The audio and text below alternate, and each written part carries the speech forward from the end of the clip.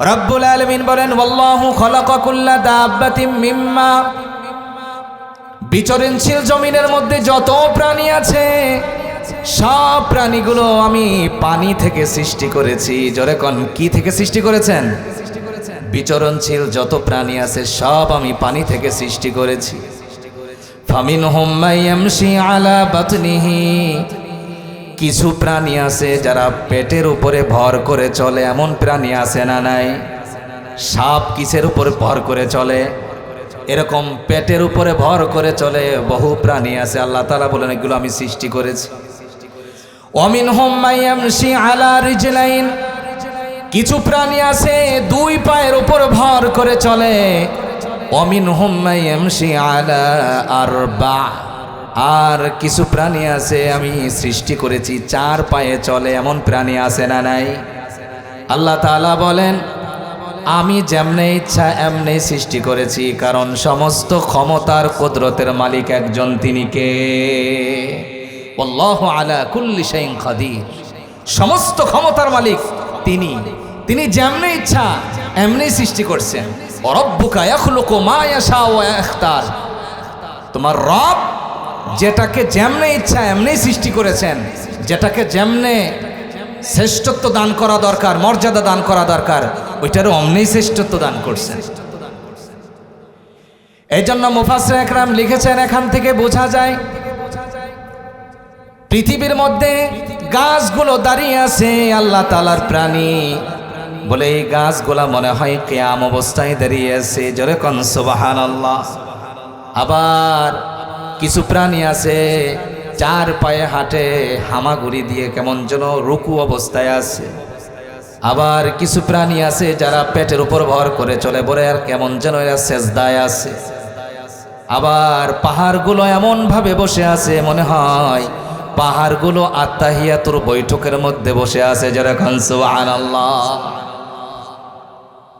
কুল্লুন কদ আলিমা সালাতাহু ওয়া তাসবিহাহু, আল্লাহ তাআলা বলেন প্রত্যেকে তাদের তাদের তাসবিহ এবং নামাজ জেনে নিয়েছে। কিন্তু মুফাসসির একরাম লিখেছেন তাদের নামাজগুলো স্বয়ং সম্পূর্ণ নয়, অন্যান্য মাখলুকের নামাজগুলো স্বয়ং সম্পূর্ণ নয়, আর এর বিনিময়েও তাদেরকে কিছু দেওয়া হবে না। একমাত্র স্বয়ং সম্পূর্ণ নামাজ রব্বুল আলামিন মানব জাতিকে দিয়েছেন। যেরকম সুবহানাল্লাহ। বিশেষ করে উম্মতি মুহাম্মাদির জন্য আল্লাহ তাআলা এই নামাজটাকে দিয়েছেন, ফরজ করেছেন। আর এটার বিনিময় নাজ নিয়ামতওয়ালা সুসজ্জিত বিশাল এক জান্নাতের সুসংবাদ যিনি রেখেছেন আমাদের জন্য, তিনি কে? এটার ফয়সালা হবে এবং উম্মতি মুহাম্মাদি মানব জাতিকে যে নামাজটা দিয়েছেন, নামাজের বিনিময়ে আল্লাহ তাআলা জান্নাতটাও দিয়ে দিবেন, সুসজ্জিত জান্নাত। এই জন্য আনেওয়ালা যত নবী ছিলেন, যত নবী এসছেন, সমস্ত পয়গম্বররা ওনাদের পরিবার বর্গদেরকে নামাজের অর্ডার দিতেন, নামাজের হুকুম দিতেন। এমন কোন নবী ছিলেন না যারা তার পরিবার বর্গকে নামাজের অর্ডার দেন নাই। প্রত্যেকটা নবী তার পরিবার বর্গদেরকে নামাজের অর্ডার দিয়েছেন।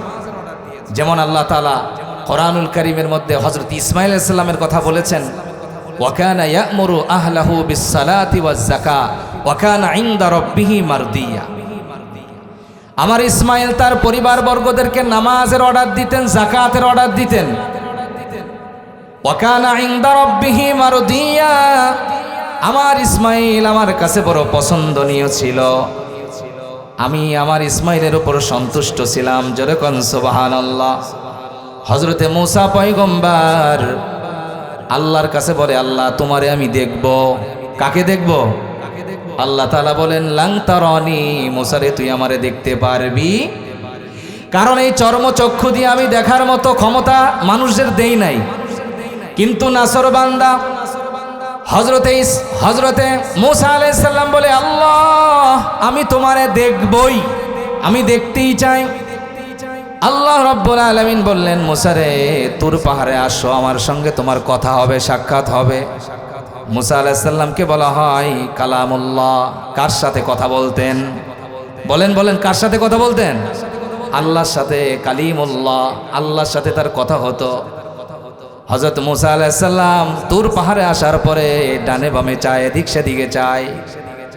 ইন্নানি আনাল্লাহ লা ইলাহা ইল্লা আনা ফা'বুদনি ওয়া আকিমিস সালাতা লিযিকরি। আল্লাহর সাথে সাক্ষাৎ করতে আসছো, ডানে বামে কোথায় চাও? ইন্নানি আনাল্লাহ, এই তো আমি আল্লাহ। জোরে কোন আল্লাহু আকবার। কোথায় চাইতেছো? এই তো আমি আল্লাহ। আল্লাহ তাআলা উম্মতি মুহাম্মাদের জন্য সুসংবাদ দিয়েছেন। নবীরা হযরত মুসা আলাইহিস সালাম সাক্ষাৎ করেছেন, কথা বলেছেন আল্লাহর সাথে।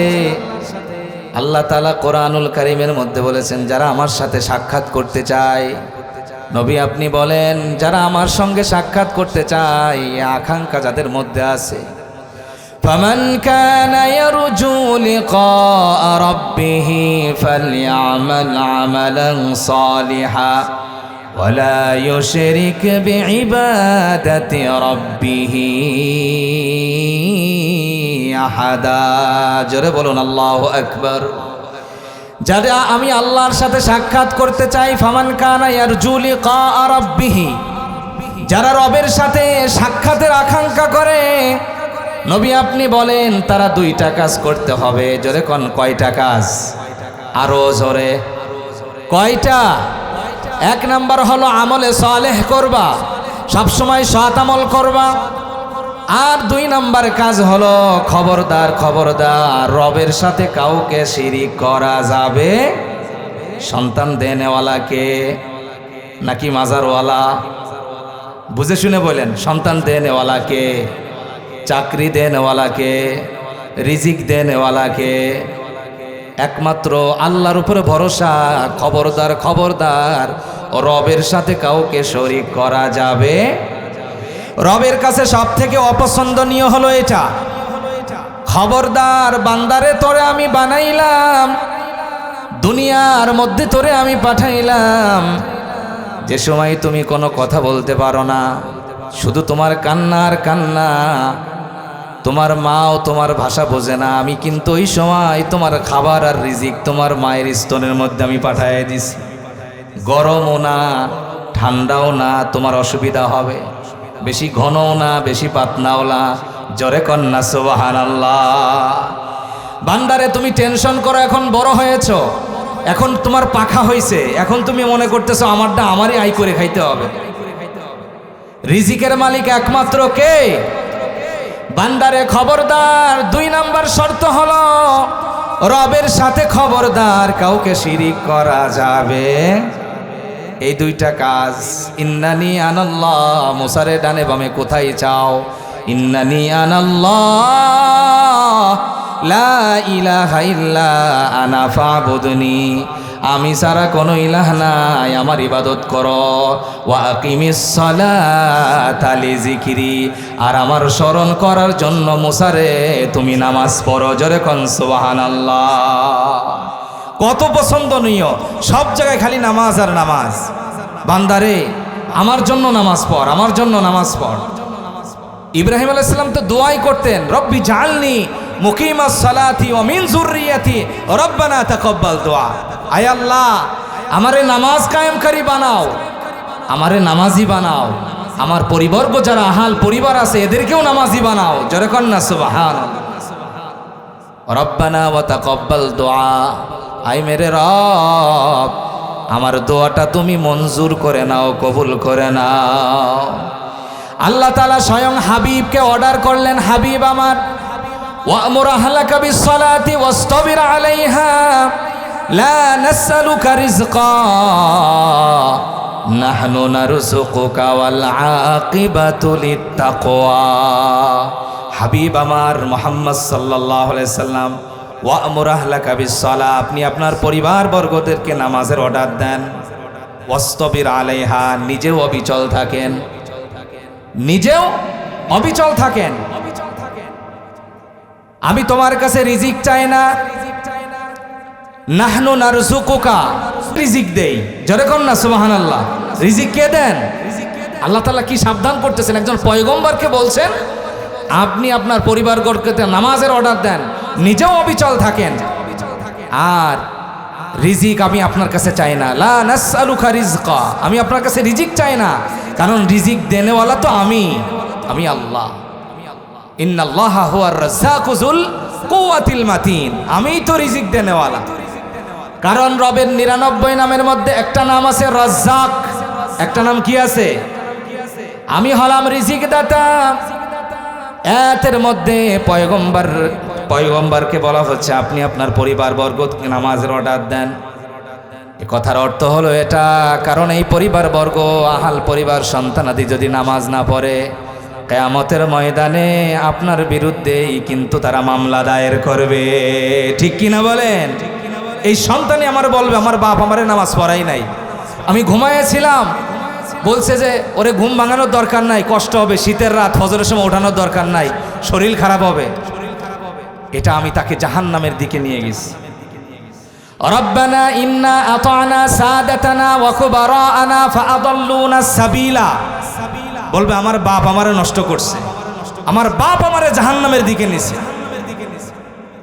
এই জন্য প্রত্যেকটা পয়গম্বর তার আহাল পরিবার বর্গদেরকে নামাজের অর্ডার দিয়েছেন, নিজেও নামাজ পড়েছেন, আর নামাজের মাধ্যমেই তারা দুনিয়া এবং আখিরাতের সমস্ত কল্যাণ যার কাছ থেকে চেয়ে নিয়েছেন তিনি কে?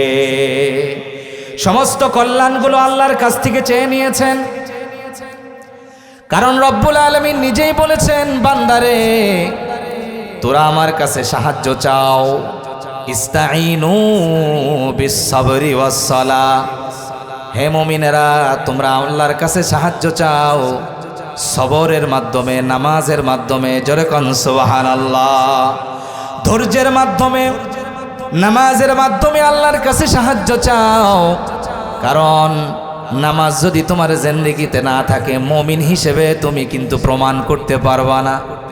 আমাদের মধ্যে অনেকে আছে বলে আমি নামাজ পড়ি না, কিন্তু আমার ঈমান ঠিক, আমার নামাজ নাই কিন্তু আমার কিন্তু ঈমান ঠিক আছে। অথচ সূরা বাকারার মধ্যে আল্লাহ তাআলা স্পষ্ট ভাষায় বলছেন, আল্লাযীনা ইউমিনুনা বিল গায়ব ওয়া ইউকিমুনাস সালাহ ওয়া মিম্মা রাযাকনাহুম ইউনফিকুন। রব্বুল আলামিন বলেন, আল্লাযীনা ইউমিনুনা বিল গায়ব, যারা মুমিন, যারা গায়েবের উপর বিশ্বাস করে, তাদের প্রথম কাজ, ইমানদারদের প্রথম কাজ হলো নামাজটা তারা কায়েম করে। জোরে কোন সুবহানাল্লাহ। কারণ নামাজের মাধ্যমে সে প্রমাণ করে আমি একজন মুমিন, আমি কাফের না। ইমানদার নামাজের মাধ্যমে তার আবদিয়াত প্রকাশ করে, মুমিনত্বকে সে প্রকাশ করে যে আমি একজন মুমিন, আমি একজন মুসলমান। কারণ মুসলমান নামাজ পড়ে, কাফের নামাজ পড়ে, এটাই তো পার্থক্য। নামাজ না পড়লে তো এটাই আমরা মনে করি যে কাফের নামাজ পড়ে না, আমার মুমিন, আমি নামাজ পড়ি। কারণ কিয়ামতের ময়দানে সর্বপ্রথম আমাকে যখন জিজ্ঞাসা করা হবে, আউয়ালু মা ইউহাসাবু বিহিল আবদু ইয়াউমাল কিয়ামাতি মিন আমালিহি সালাতা ফাইন সালুহাত ফাকাদ আফলাহা ওয়া আনজাহা ওয়া ইন ফাসাদাত খাবা ওয়া খাসিরা। সর্বপ্রথম বান্দারে নামাজের হিসাবটা আগে দে। নামাজ যার সুন্দর, নামাজ যার ভালো, সে সফল কাম, আর নামাজ নষ্ট করেছে সে বড় ক্ষতিগ্রস্ত। ফাইন সালুহাত ফাকাদ আফলাহা ওয়া আনজাহা, যে তার নামাজটা সুন্দর করেছে, নামাজটা কায়েম করেছে, তাকে যিনি সফল কাম বানিয়ে দেবেন তিনি কে? সফল কাম মানে হলো জান্নাতি। সফল কাম মানে কি? জান্নাতি। আমরা মনে করি সফল মানে হলো দুনিয়ার বিল্ডিং বানাইলাম, ব্যাংক ব্যালেন্স বানাইলাম, মনে হয় আমি সফল কাম। আসলে এটার মধ্যে কোনো সফলতা নাই, বরং আসল সফলতা হলো বিচার আচার শেষে আপনি যদি জান্নাত পেয়ে যান, আসল সফল কাম হলো আপনি। সুতরাং কিয়ামতের ময়দানে সর্বপ্রথম যখন আমাকে জিজ্ঞাসা করা হবে, বান্দারে নামাজের হিসাব দে, তখনই তো আমি ঠেকে গেছি, আর সামনে যাওয়ার কোনো সুযোগ, বড় বিপদ, বড় বিপদ। আল্লাহ তাআলা বলেন নামাজ পড়বা 5 ওয়াক্ত। কত ওয়াক্ত? কোরআনুল কারীমের মধ্যে 5 ওয়াক্তের কথা আছে। অনেকে কয় 5 ওয়াক্ত নামাজের কথা তো নাই। অথচ আল্লাহ তাআলা বললেন ওয়া আকিমিস সালাতা তারাফাইন নাহার ওয়াজুলাফাম মিনাল লাইল ইন্নাল হাসানাত ইউযহিবুনাস সাইয়্যাত যালিকা যিকরা লিয-যাকিরিন। বান্দারে, দিনের 2 অংশে তুমি নামাজ পড়ো। দিনের কয় ভাগে? 2 ভাগে। প্রথম ভাগের মধ্যে আছে ফজর এবং জোহর, আর দিনের দ্বিতীয় অংশের মধ্যে আছে আসরের নামাজ। তাইলে মোট কত ওয়াক্ত হইল? 3। কত ওয়াক্ত? দিনের 2 ভাগে তুমি নামাজ আদায় করো। প্রথম অংশে ফজর জোহর, দ্বিতীয় অংশে আসর। অতরফাইন নাহার ওয়াজুলাফাম মিনাল লাইল, এবং রাত্রের প্রথম অংশে তুমি নামাজ আদায় করো। মুফাসসিরিন একরাম লিখেছেন প্রথম রাত্রের প্রথম অংশের মধ্যে মাগরিব এবং এশারের নামাজ। তাহলে জোরে বলেন তো নামাজ কয় ওয়াক্ত হইল? দিনের বেলায় 3 ওয়াক্ত, রাত্রের প্রথম অংশে 2 ওয়াক্ত, মোট কয় ওয়াক্ত? 5 ওয়াক্ত। 5 ওয়াক্ত নামাজের কথা কোরআনে আছে না নাই? কারণ যারা নামাজ কায়েম করে আসল মুমিন হলো এরা। এটা আল্লাহ তাআলা নিজেই বলছেন, আসল মুমিন হলো এরা। আল্লাযীনা ইউকিমুনাস সালাহ ওয়া মিম্মা রাযাকনাহুম ইউনফিকুন। যারা আসলে নামাজ কায়েমকারী। নামাজ কায়েম মানে হলো নিজেও নামাজ পড়ে, সমাজের লোকদেরকে নিয়েও, পরিবারের লোকদেরকে নিয়েও নামাজটা পড়ে। জোরে কর না সুবহানাল্লাহ।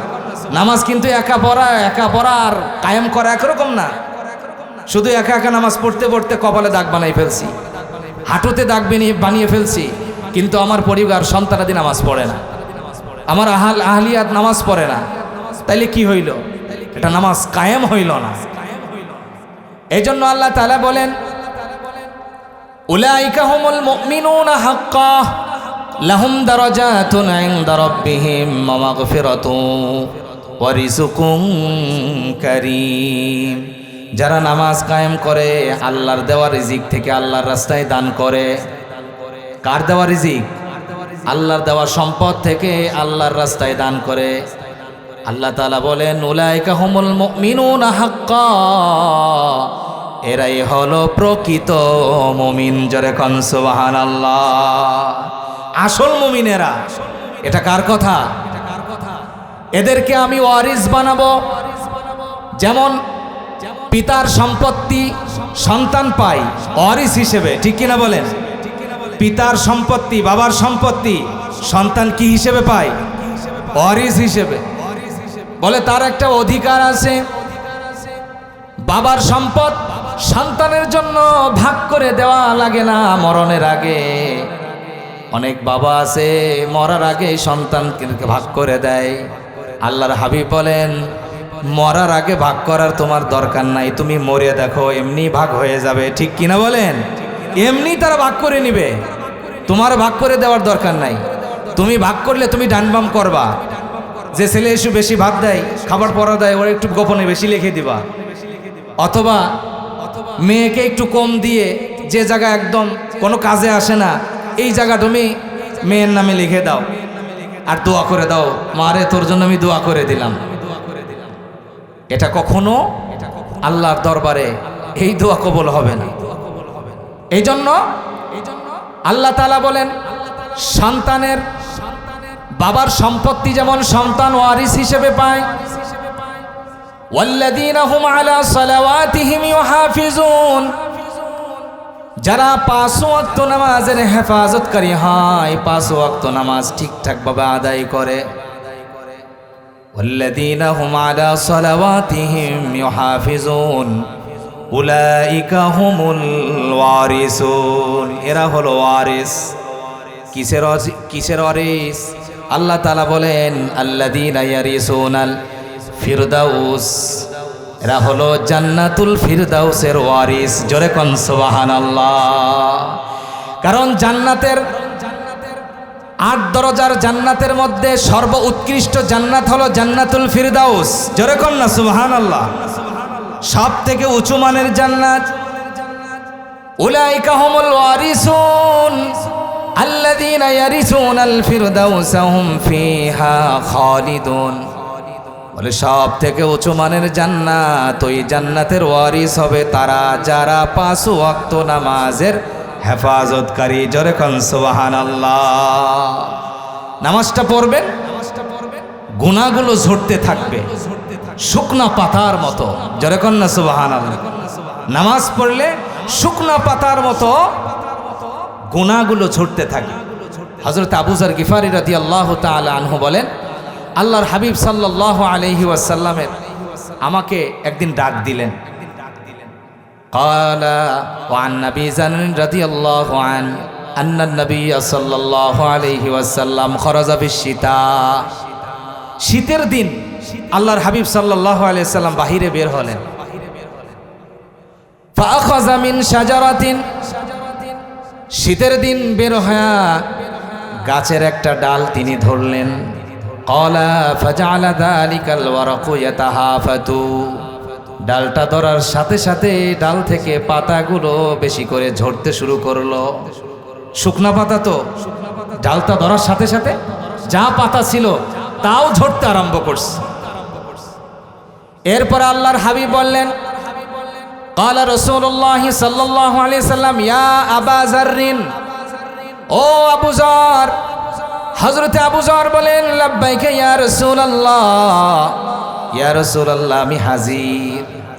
আল্লাহর হাবিব বললেন, ও আবু যর, ইন্নাল আবদাল মুসলিমা লা ইউসাল্লি সালাতা ইউরিদু বিহা ওয়াজহাল্লাহ।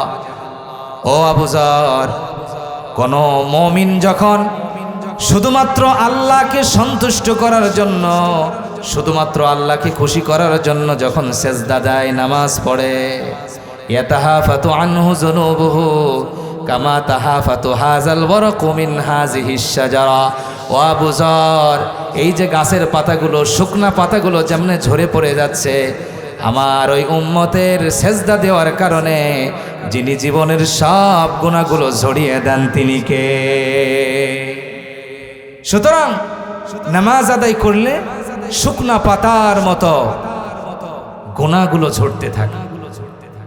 আর পাঁচ ওয়াক্ত নামাজের হেফাজতকারীদেরকে সবথেকে দুনিয়ার মানুষের টেনশন যেটা, সেটা হলো দুনিয়ার সংকীর্ণতা, দুনিয়ার রিজিক। এর পিছনে ঘুরতে ঘুরতে দুনিয়ার মানুষ নামাজ পড়ার টাইম পায় না, ঠিক কিনা বলেন? রিজিকের সন্ধানে ঘুরতে ঘুরতে। অথচ আল্লাহর হাবিব সাল্লাল্লাহু আলাইহি সাল্লাম বলেছেন, মান হাফাযা আলা সালাওয়াত আকরামাহুল্লাহু তাআলা বিখামসি খিসাল ইয়ারফাউ আনহু দীকাল আইশ ওয়া আযাবাল কবরি ওয়া ইউতিল্লাহু কিতাবাহু বিয়ামিনি ওয়া ইয়ামুররু আলা সিরাতি কাল বারকি ওয়া ইয়াদখুলুল জান্নাতা বিগাইরি হিসাব।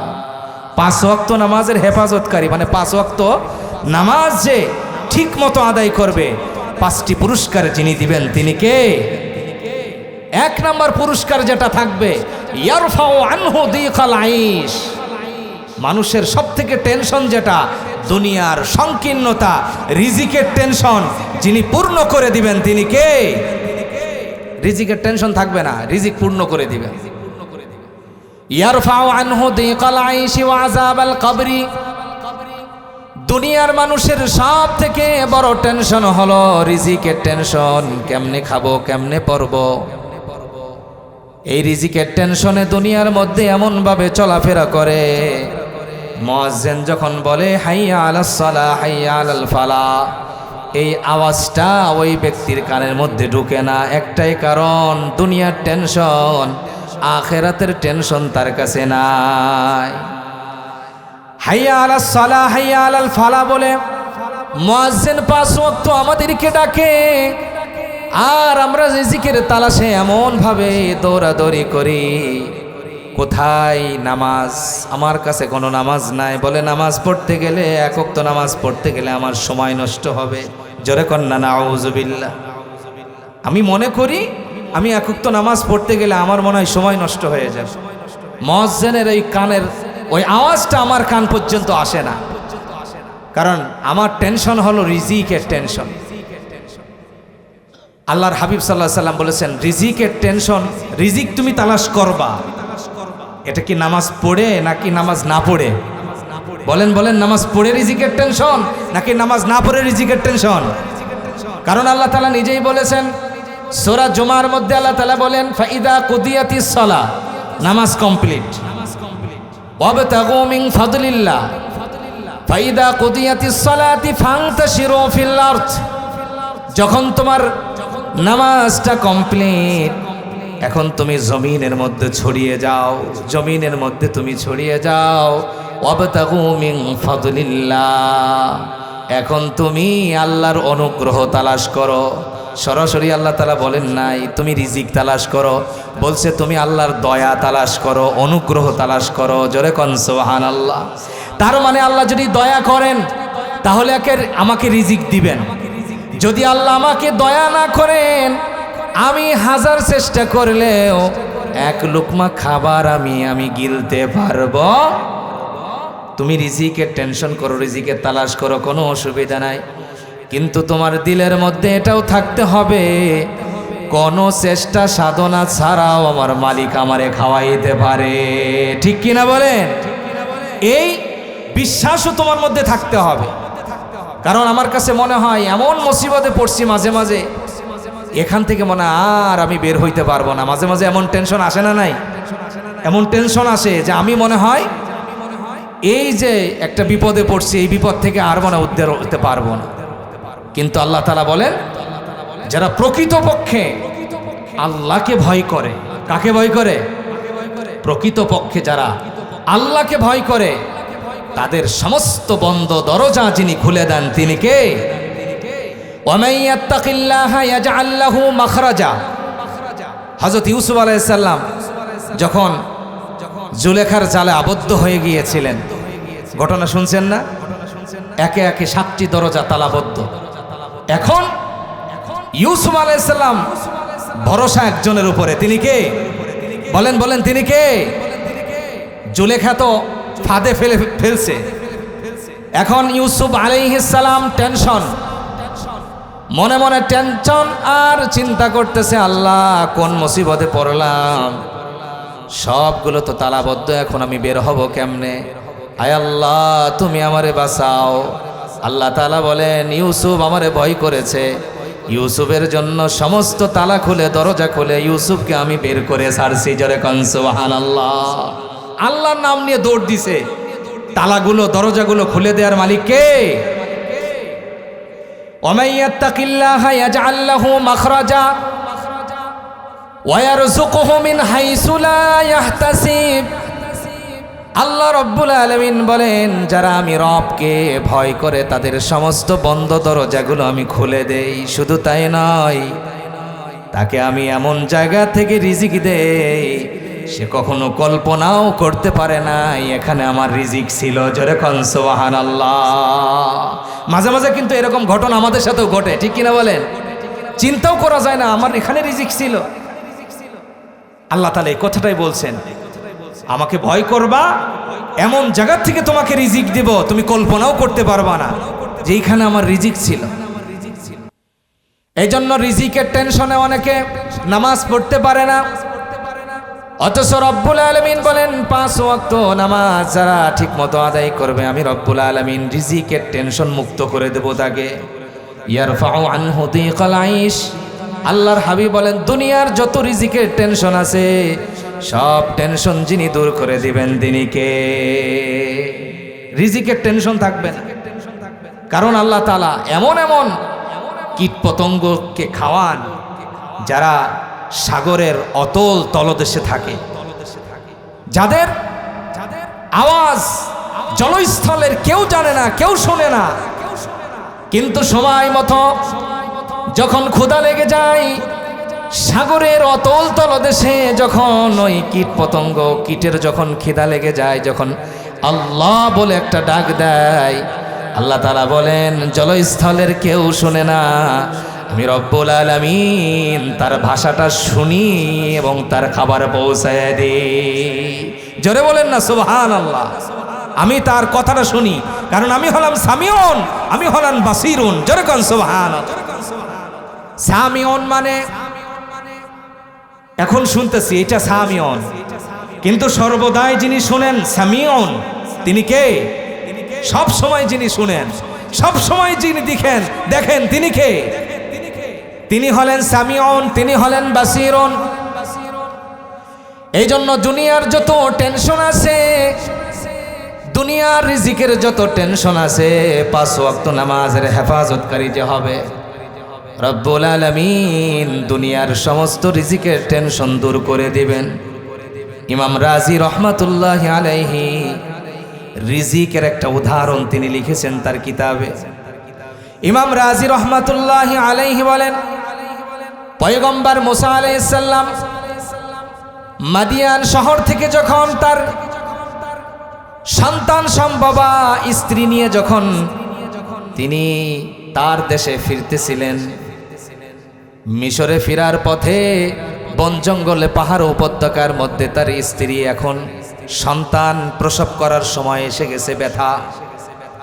হযরত মুসা আলাইহিস সালাম দৌড়াদৌড়ি করতেছেন, কোথায় আগুন পাবেন, কোথায় পানি পাবেন, কোথায় সরঞ্জামগুলা তিনি পাবেন। টেনশনে ডানে একবার দৌড়ান, বামে একবার দৌড়ান। আর আল্লাহ তাআলার পক্ষ থেকে আওয়াজ আসলো, মুসা রে, কিসের টেনশন তুমি করতেছো? তোমার সামনে তুমি একটা পাথর দেখছো, তোমার হাতের লাঠি দিয়া পাথরের উপর একটা আঘাত করো। জোরে কোন সুবহানাল্লাহ। মুসা আলাইহিস সালামের অন্তরের খবর যিনি জানেন তিনি কে? মুসা আলাইহিস সালাম টেনশন করতেছেন, কিসের টেনশন আল্লাহ তো জানেন। আল্লাহ তাআলা একটু বোঝানোর জন্য মুসা আলাইহিস সালামকে বললেন, মুসা রে, তোমার সামনে যে পাথর, এই পাথরের উপর তোমার হাতের যে লাঠি। মুসা আলাইহিস সালামের একটা লাঠি ছিল, এটা জানেন তো? একটা জাদুকরি লাঠি আল্লাহ তাআলা দিয়েছিলেন। এই লাঠি দিয়ে তুমি পাথরের উপর আঘাত করো। হযরত মুসা আলাইহিস সালাম পাথরের উপরে আল্লাহর আদেশে আঘাত করার পরে ওই পাথরের ভিতর থেকে আরেকটা পাথর বের হয়ে গেছে। জোরে কোন সুবহানাল্লাহ। আল্লাহ তাআলা বলেন, মুসা রে, ওই দ্বিতীয় পাথরের মধ্যেও তুমি আঘাত করো। দ্বিতীয় পাথরের মধ্যে আঘাত করার সাথে সাথে তৃতীয় আরেকটা পাথর দ্বিতীয় পাথর থেকে বের হয়ে গেছে। আল্লাহ রব্বুল আলামিন বললেন, পয়গম্বর, আপনি তৃতীয় পাথরের মধ্যেও আঘাত করেন। হযরত মুসা আলাইহিস সালাম তৃতীয় পাথরের মধ্যে আঘাত করলেন। তৃতীয় পাথরের মধ্যে আঘাত করার সাথে সাথে ছোট্ট একটা কীট পাথর থেকে বের হয়ে গেছে। আল্লাহর ছোট্ট একটা মাখলুক। জোরে কোন সুবহানাল্লাহ। তিনটা পাথরের ভিতরে আল্লাহ ছোট্ট একটা কীট রেখেছেন এবং কীটের জবান আল্লাহ তাআলা খুলে দিলেন। হযরত মুসা আলাইহিস সালাম ওই কীটের আওয়াজটা বোঝার মতো, শ্রবণ করার মতো শক্তিও মুসা আলাইহিস সালামকে দিয়ে দিলেন। হযরত মুসা আলাইহিস সালাম স্পষ্ট ভাষায় ওই কীটের মুখ থেকে শুনতেছিলেন, সুবহানা মাইয়ারানি ওয়া ইয়াসমাউ কালামি ওয়া ইয়ারযুকুনি ওয়া ইয়ারিফু মাকানি ওয়া ইয়াযকুরুনি ওয়া লা ইয়ানসানি। জোরে কোন সুবহানাল্লাহ। সুবহানা মাইয়ারানি, পুত পবিত্র কে? বলেন বলেন কে? মাইয়ারানি, ওই কীটের জবান থেকে বের হচ্ছে, আমার রব আমাকে দেখেন সব সময়। জোরে কোন সুবহানাল্লাহ। সুবহানা মাইয়ারানি ওয়া ইয়াসমাউ কালামি, আমার কথাটাও তিনি শুনেন। ওয়া ইয়ারযুকুনি, সব সময় আমার রিজিক টাইম মতো দিয়ে দেন এই পাথরের ভিতরে। ওয়া ইয়ারিফু মাকানি, আমার অবস্থান সম্পর্কে তিনি জানেন।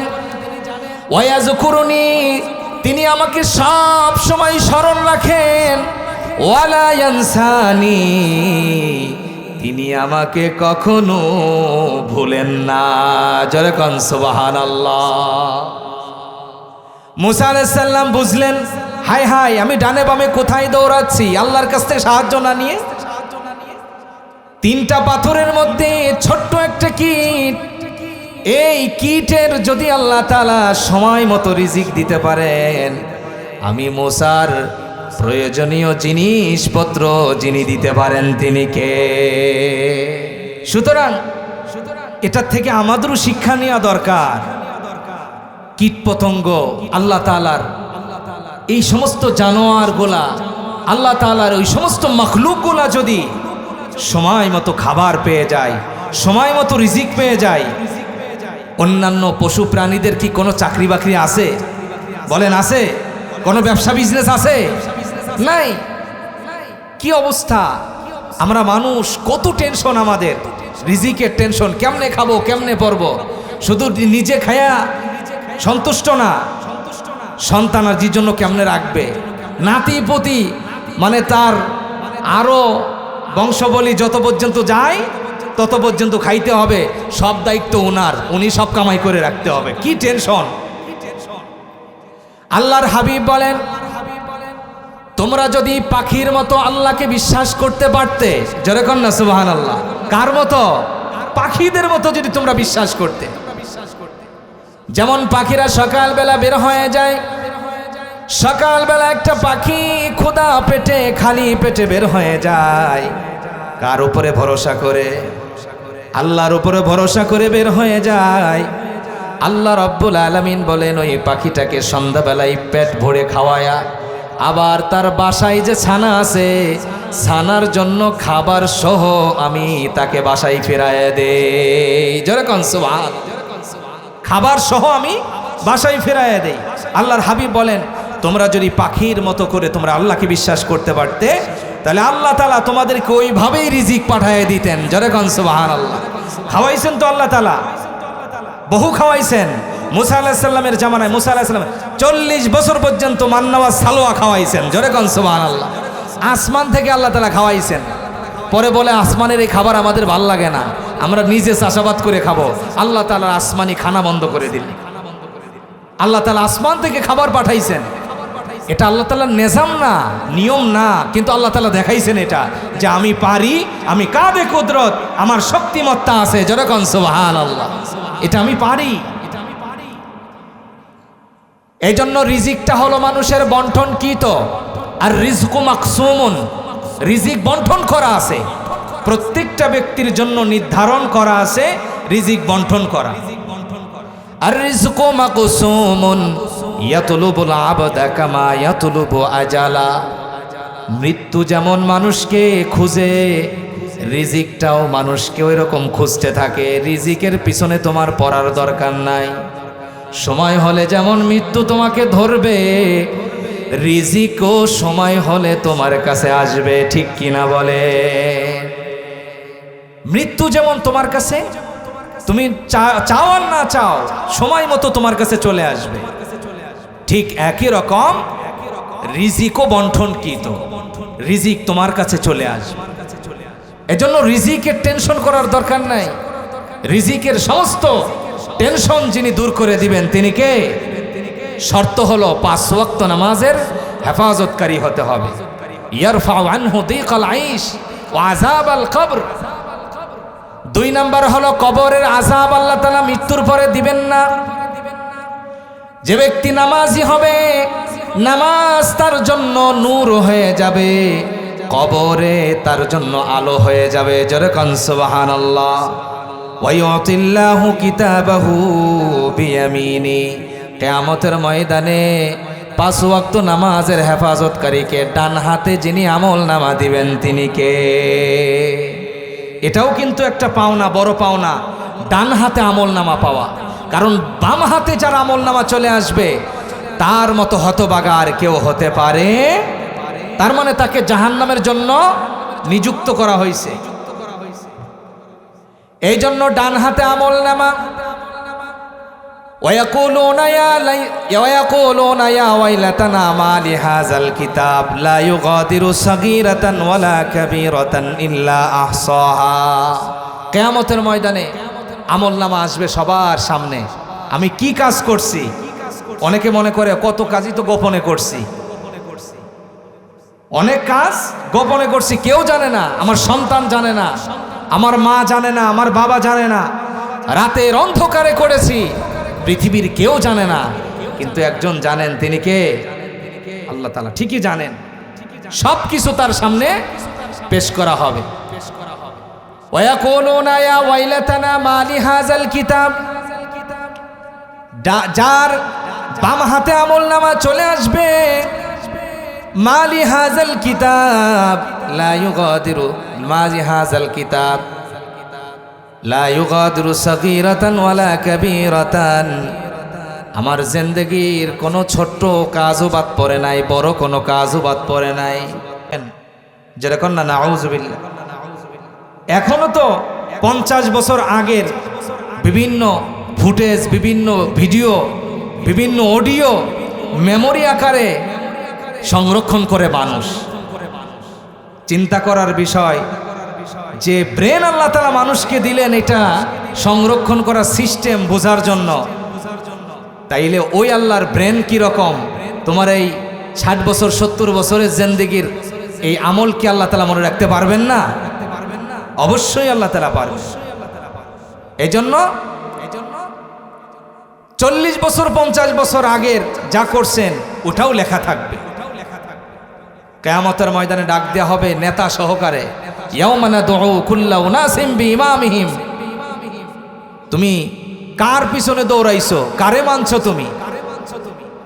তুমি কি নামাজিকে মানছো নাকি বেনামাজের পিছনে দৌড়াইছো? ইয়াউমা নাদউ কুল্লা উনাসিম বিইমামিহিম, প্রত্যেকের ইমাম নেতা সহকারে ডাকা হবে।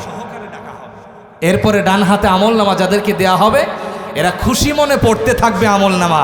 জোরে কর না সুবহানাল্লাহ। ডান হাতে পাওয়া মানে কি? জান্নাতের সার্টিফিকেট সে পেয়ে গেছে।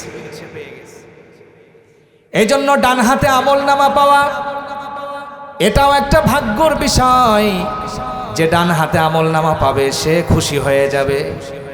ওয়ায়াতিল্লাহু কিতাবাহু বিয়ামিনিহি, আল্লাহর হাবিব বলেন ডান হাতে আমি আমার উম্মতদেরকে যারা 5 ওয়াক্ত নামাজের হেফাজতকারী হবে আল্লাহ তাআলা ফেরেশতাদের মাধ্যমে ডান হাতে আমলনামা দিয়ে দিবেন। ওয়ায়ামুররু আলাস সিরাতি কাল বারকি, একটা ব্রিজ আছে, একটা পুল আছে, সিরাতের পুল, পুল সিরাত নাম, আমরা জানি কি না? হীরার চেয়েও, চুলের চেয়েও চিকন, হীরার চেয়েও ধার আমরা বলি। ওইটা ইচ্ছা করলে আমি পার হইতে পারবো না, কিন্তু আল্লাহ তাআলা যারা 5 ওয়াক্ত নামাজের হেফাজতকারী হবে, 5 ওয়াক্ত নামাজ ঠিকমতো আদায় করবে, ওয়ায়ামুররু আলাস সিরাতি কাল বারকি, বিদ্যুতের গতিতে যিনি পার করে দিবেন তিনি কে? আল্লাহর বান্দারা বিদ্যুতের গতিতে পার হয়ে যায়। সর্বশেষ ওয়ায়াদখুলুল জান্নাতা বিগাইরি হিসাব, রব্বুল আলামিন সর্বশেষ একটা পুরস্কার যেটা দিবেন সেটা হলো বিনা হিসেবে বান্দারে জান্নাতে ঢুকায় দিবেন। জোরে কান সুবহানাল্লাহ। শর্ত হলো 5 ওয়াক্ত নামাজ পড়তে হবে। কত ওয়াক্ত? 5 ওয়াক্ত নামাজের হেফাজতকারী হবে, বিনা হিসেবে যিনি জান্নাতে দিয়ে দিবেন তিনি কে? এই জন্য হিসাব যদি তিনি নেন আমাদের কিন্তু উপায় নাই। অনেকে মনে করে আমি তো হিসাব দিয়ে মনে যাইতে পারবো না। আল্লাহ তাআলা যদি হিসাব নেন পার হওয়ার কোনো সুযোগ নাই, কারণ আল্লাহর হাবিব নিজেই বলছেন মান হুসিবা উকিবা, যারই হিসাব নেওয়া হবে সেই শাস্তি পাইতে হবে। কারণ আল্লাহ তাআলার যত নিয়ামত দিয়েছেন সব নিয়ামত বাদ দেন, 1 গ্লাস পানির নিয়ামত যেটা আল্লাহ তাআলা যদি বলেন 1 গ্লাস পানির হিসাব দিয়ে সামনে যাও, সামনে যাইতে পারবো আমরা? 1 গ্লাস পানির তো হিসাব দিতে পারবো না। এই জন্য আল্লাহর হাবিব সব সময় দোয়া করতেন, আল্লাহুম্মা হাসিবনি হিসাবাই ইয়াসীরা। আমার সাথে বলেন, আল্লাহুম্মা হাসিবনি হিসাবাই ইয়াসীরা। ইমাম সাহেবরা দোয়া করে না মোনাজাতের মধ্যে, আল্লাহুম্মা হাসিবনি হিসাবাই ইয়াসীরা, আল্লাহ আমার হিসাবটা তুমি সহজ করে দিও। কি করে দিও? হযরতে আম্মা জান আয়েশা রাদিয়াল্লাহু তাআলা আনহা বলতেন, ইয়া রাসূলুল্লাহ হিসাব সহজের মানেটা কি? আল্লাহর হাবিব বলতেন, ও আয়েশা রে, হিসাবের সহজ হওয়ার মানে হলো আল্লাহ তাআলা যেন আমার কাছ থেকে কোনো হিসাব না চান। জোরে কন্না সুবহানাল্লাহ। আমার কাছে যেন হিসাবই না চান, এটা হলো হিসাবের সহজের মানে। কারণ হিসাব যদি তিনি চান বাঁচার কোনো উপায় নাই। এজন্য 5 ওয়াক্ত নামাজ পড়লে পুরস্কারগুলো যিনি দিবেন তিনি কে? আল্লাহ তাআলা পুরস্কার দিবেন। আবার নামাজ না পড়লেও কঠোরভাবে হাদিসের ভাষায় শাস্তি। সব থেকে বড় দুর্ভাগ্যজনক হলো দুনিয়ার মধ্যে যতই টাকা পয়সা আয় করেন, বেবরকত মানে সংসারে বরকত না হওয়া, নামাজ না পড়ার কারণে এই যে বেবরকত এটা পরিবারের মধ্যে বেশি আসবে। নামাজ পড়বেন, অল্পতে যিনি বরকত দিবেন তিনি কে? বরকত ভিন্ন জিনিস। অনেকে মনে করে মনে হয় বরকত, মনে হয় 2 লাখ 5 লাখ টাকা আমার কাছে আসবে, এটার নাম বরকত না। বরকত হলো এইটা, এমন অসুস্থতা আল্লাহ তাআলা দিয়েছেন বা দিতে পারতেন আমার 50 লাখ টাকা চলে যাইতো, কিন্তু আল্লাহ তাআলা ওই রোগটা আমারে দেন নাই। এটার নাম কি? বরকত। দেখেন না পয়সাওয়ালাদের বিভিন্ন সময় এমন রোগ আল্লাহ তাআলা দেন, 1000 কোটি টাকা খরচ করেও ওই সুস্থতা সে পায়। এটা কার দান? সুস্থতা। এটা একটা বরকত। শুধু 5 লাখ 10 লাখ টাকা আমার ব্যাংকে জমা হয়ে গেল, আমার হাতে চলে আসলো, এটা বরকত না, এটার নাম বরকত না। আমার সংসারে কোনো রোগ ব্যাধি নাই, তেমন সন্তানাদির মধ্যে তেমন কোনো রোগ ব্যাধি নাই, আল্লাহ তাআলা তেমন কোনো ডাক্তারের পিছনে কোনো খরচ করা লাগে না, এটাও একটা বরকত। আমি সুস্থ আছি, এটাও একটা বরকত। এটার নাম হলো বরকত। মানুষ মনে করে টাকা পয়সা আসবে লাখ লাখ টাকা, এটা মনে হয় বরকত। না না, এটা বরকত না। সংসারে বেবরকত লেগেই থাকবে যদি নামাজ না পড়েন।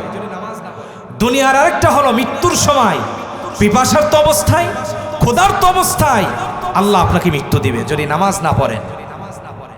এরপরে কবরে তো যাইবেন, কবরের 2 পাশের মাটিগুলো চাপ দিবে আপনাকে, আগুন এসে ভরে থাকবে। আল্লাহর হাবিব সাল্লাল্লাহু আলাইহি সাল্লাম বলেছেন, নামাজ যদি না পড়ো শাস্তি দুনিয়াতেও আছে, কবরেও আছে, হাসরে মিজানে পুলসিরাতে জাহান্নাম পর্যন্ত তো আছেই। আম্মা জান আয়েশা রাদিয়াল্লাহু তাআলা আনহা বলতেন, রসুল আমাদের সাথে কথা বলতেন, সমস্ত বিবিদের সাথে হাসি ঠাট্টা করতেন, কথাবার্তা বলতেন, কিন্তু হঠাৎ করে যখন বেলাল আজান দিত, আজানের আওয়াজ রসুলের কানে আসার সাথে সাথে রসুলের চোখ অন্যরকম হয়ে যেত, লাল বর্ণ হয়ে যেত, মনে হয় রসুল আমাদেরকে চিনেনই না। এমন ভাবে রসুলের শেষ বাণীটাও তো এটা ছিল, আসসালাত আসসালাত ফিমা ইত্তাকুল্লাহা ফিমা মালাকাত আইমানুকুম। নামাজ, ও আমার উম্মতেরা, নামাজ, খবরদার নামাজ ছাইরো না, ঠিক কিনা বলেন? রসুলের শেষ কথা এটা ছিল। আর তোমার অধীনস্থ কর্মচারী যারা আছে, তোমার বাড়ির খাদেম যারা আছে, এদের ব্যাপারে আল্লাহকে ভয় করো, এদেরকে কষ্ট দিও না।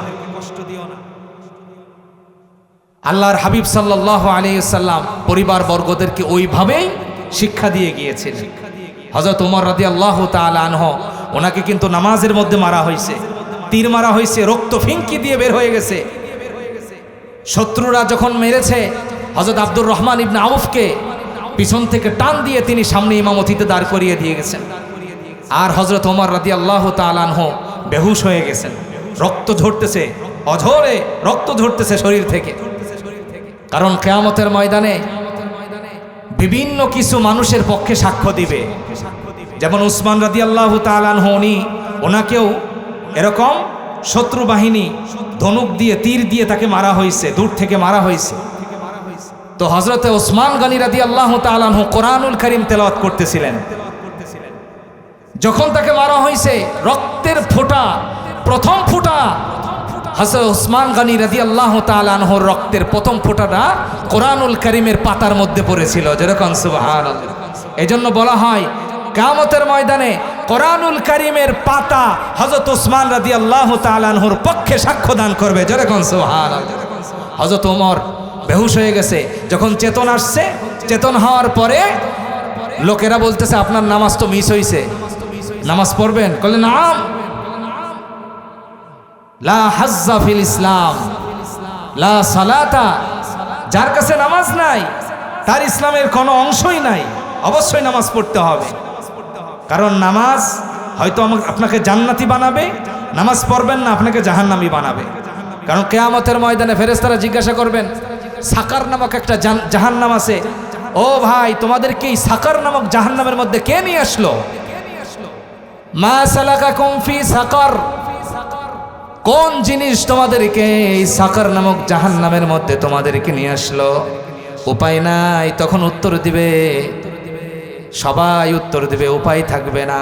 মা সালাকাকুম ফি সাকার, উত্তর দেবে, ভাইরে আমরা নামাজি ছিলাম না। ক্বালু লাম নাকু মিনাল মুসাল্লিন ওয়া লাম নাকু নুতঈমুল মিসকিন ওয়া কুন্না নাখুদু মাল খায়িদিন ওয়া কুন্না নুকাজ্জিবু বিয়াউমিদ্দিন হাত্তা আতানাল ইয়াকিন।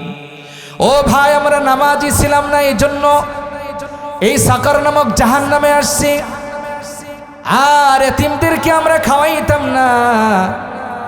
আর যারা সমালোচনা করতো বসে বসে বিভিন্ন চার স্টলে বিভিন্ন জায়গায়, আমরাও তাদের সাথে বসে বসে মানুষের সমালোচনা করতাম, গীবত করতাম।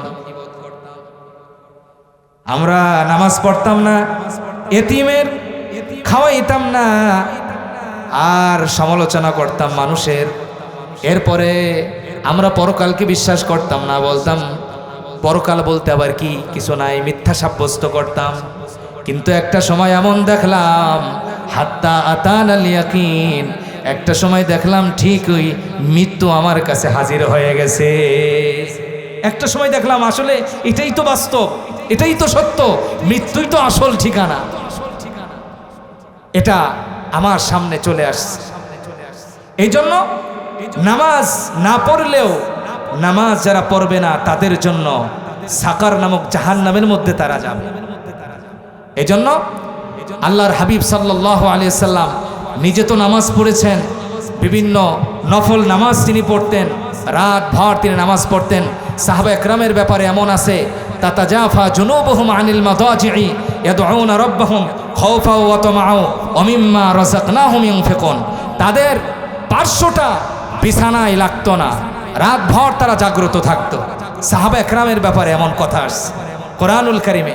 এবং তারা আল্লাহকে ডাকতো ভয় এবং আশায়, আল্লাহকে ভয়ও পাইতো, আবার এটাও আশা রাখতো আল্লাহ তাআলা মাফ করতে পারেন। ঠিক কিনা বলেন?